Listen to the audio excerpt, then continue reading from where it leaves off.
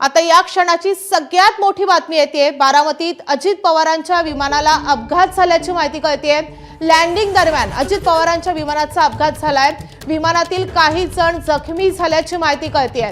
तर बारामतीमध्ये आज सभा आहे। दिवसभर अजित पवारांच्या 4 सभा होणार आहेत। जिल्हा परिषद पंचायत समितीच्या निवडणुकीच्या प्रचारासाठी अजित पवार आज बारामतीमध्ये दिवसभर असणार होते आणि आता असं कळतंय की बारामतीत अजित पवारांच्या विमानाला अपघात झालेला आहे।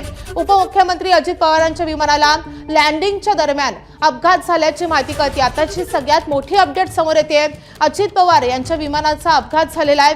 विमानातील काही जण जखमी झाल्याची माहिती कळते। आता या जखमींमध्ये नेमका कुणाचा समावेश आहे हे कळू शकलेलं नाहीये। मात्र विमानात त्यावेळी अजित पवार, त्यांचे सुरक्षा रक्षक आणि वैमानिक असल्याची माहिती कळते।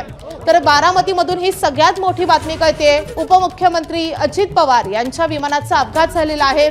लँडिंगच्या वेळी हा अपघात झाल्याची माहिती कळते।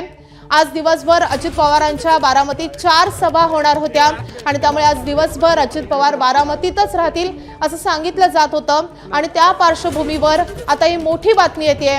अजित पवार यांच्या विमानाचा अपघात झाल्याचं कळतंय। त्यावेळी विमानामध्ये अजित पवार, त्यांचे सुरक्षा रक्षक आणि वैमानिक उपस्थित असल्याचं कळतंय।